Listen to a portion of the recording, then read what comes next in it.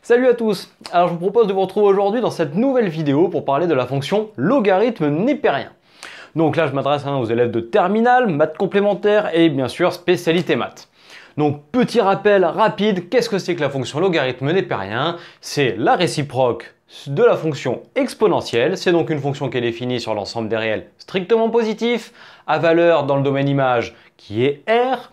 Et donc en fait, la fonction logarithme népérien est un petit peu comme le fait la fonction x carré avec la fonction racine carrée de x dans les réels positifs. Et bien là, c'est la même chose, ça revient à appliquer une fonction à l'autre et en gros, elle s'annule. Allez, je vous invite à aller voir une petite vidéo, je vous présente la fonction logarithme népérien, ça vous évitera d'être perdu si vous venez à peine de commencer le chapitre et que vous ne voyez pas comment faire ceci. Je vous rappelle dedans toutes les formules essentielles à la réalisation de cet exercice et même plus, et ça vous permettra de faire une remise au clair là-dessus. Allez, nous on est parti, on va commencer à faire cet exercice et à appliquer les règles de calcul de la fonction logarithme népérien. Donc là on n'est pas dans de l'étude de fonctions, on est plutôt dans l'application des formules un petit peu de base avant d'aller plutôt dans les études de fonctions un peu plus tard dans le chapitre. Allez, regardons la première.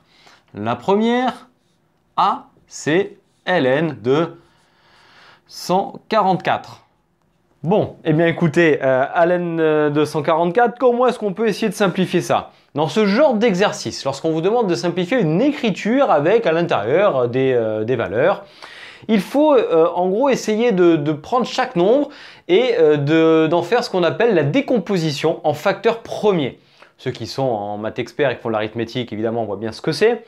Mais sinon, je vous explique rapidement. Une décomposition en facteurs premiers, cela revient à faire intervenir des produits de nombres premiers avec éventuellement leur puissance. Donc par exemple, 2 puissance 3 fois 5 au carré. Ça, c'est une décomposition en facteurs premiers d'un nombre. Et bien là, c'est ce qu'on va essayer de faire. Donc tout d'abord, évidemment, il faut connaître 144 qui est un carré parfait, autant dire le carré de 12. Petite parenthèse, je vous invite à connaître vos carrés jusqu'à 20, ça fera pas de mal, vous verrez, ça sera très pratique, notamment lorsque vous faites votre discriminante delta. Donc ici, première étape, on reconnaît que 144 c'est le carré de 12, donc on le marque, ln de 12 au carré. Ln de 12 au carré, déjà, ici, on a une première formule qui est ln de a puissance n. Donc, ce que je vais faire, c'est que je vais marquer les formules sur la gauche au fur et à mesure qu'on les rencontre et qu'on les aborde. Donc, ln de a puissance n égale n ln de a.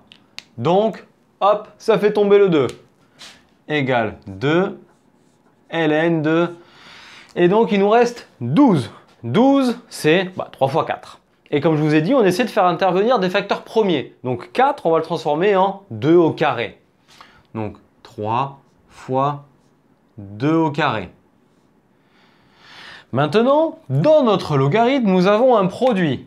Deuxième formule que l'on va utiliser, ln de a fois b qui est égal à ln de a plus ln de b. Et dernier thème, on va venir encore utiliser sur ln de 2 au carré, la première qu'on a utilisée ici. Donc ça me fait 2 facteur de ln de 3 plus ln de 2 au carré. Je marque tous les détails pour ceux qui commenceraient à peine à être là-dessus. Ça permet de ne pas aller trop vite, après on peut aller un peu plus rapidement. On développe 2 ln de 3. Et ici, on a vu que ça faisait 2 ln de 2 fois 2, donc 4 ln de 2. Allez, on a abouti l'expression de A. On ne peut pas aller spécialement plus loin. Passons à B. Ln de 16 e carré. Donc, première étape, nous avons un produit entre les deux. Hop, on revient à cette formule, ça transforme les produits en somme. Donc, ln de 16 et 16, on sait que c'est 4 fois 4 et on doit encore décomposer le 4 en des 2 au carré. Donc en fait, 16, c'est 2 puissance 4 plus ln de e carré, ou exponentielle de 2 d'ailleurs. Donc, ici, on a la définition de la fonction logarithme avec la fonction exponentielle et leur réciprocité. Et on sait que pour tout réel x, ln de exponentielle de x, ça fait x. Donc, c'est ce qu'on va utiliser ici. Puis, ici, ln de a puissance n, ça fait n ln de a. On fait donc tomber la puissance. Ce qui fait 4 ln de 2 et ln de exponentielle de 2 plus 2. Allez, on ne peut pas aller plus loin, on a abouti l'expression de b. Pour finir, c qui est égal à ln de racine de 75 divisé par 100. Première étape, nous avons là-dedans un quotient et ensuite on verra la racine carrée. Le quotient, on sait que ln de a sur b, ça fait ln de a moins ln de b. Donc, on applique ln de racine de 75 moins ln de, allez, 100, je le décomposerai après pour donner un peu plus de détails par rapport à ceci. Donc, nous avons racine dans un logarithme. Autre formule, ln de racine de a égale 1 demi de ln de a. Car je vous rappelle qu'une racine carrée n'est rien d'autre qu'une puissance 1 demi en fait. Donc, on sait que le ln fait tomber les puissances. Eh bien, c'est le cas ici. Donc, on a 1 demi de ln de, alors 75, on sait que c'est 3 fois 25, et 25, 5 au carré. Donc c'est ce qu'on marque, 3 fois 5 au carré. Et 100, on sait que c'est 10 au carré, et que 10 c'est 2 fois 5. Allez, on le décompose comme ça. Moins ln de 2 fois 5 au carré. Hop. Bon, bah maintenant, il ne nous reste plus qu'à appliquer les différentes formules déjà vues sur les simplifications d'écriture, c'est-à-dire tout simplement les puissances qui tombent, donc ln de a puissance n, hop, qui va arriver ici, ln de a fois b, qui est celle-ci, et à nouveau ici, la puissance qui tombe et ln de a fois b. Allez, on applique tout ça. 1 demi. Facteur de ln de 3 plus 2 ln de 5 moins 2 facteur de ln de 2 plus ln de 5. Ceux qui auraient besoin d'un peu plus de détails, comme on l'a fait précédemment, n'hésitez pas à marquer si vous voulez une première étape, 1 demi de ln de 3 plus ln de 5 au carré. Et après de marquer ça.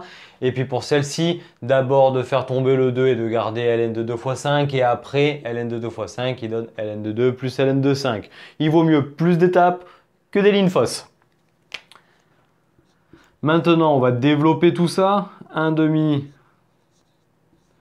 de ln de 3 plus 1 demi fois 2, du coup ça dégage, il reste ln de 5 moins 2 ln de 2 moins 2 ln de 5. Allez, là maintenant on est dans la réduction. Ça me fait 1 demi de ln de 3, il est tout seul, je le touche donc pas. Puis ln de 5 moins 2 ln de 5 moins ln de 5. Et pour finir, moins 2 ln de 2.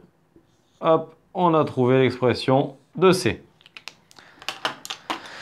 Donc, on vient de voir ici au travers de 3 exemples l'application des formules de calcul de votre logarithme.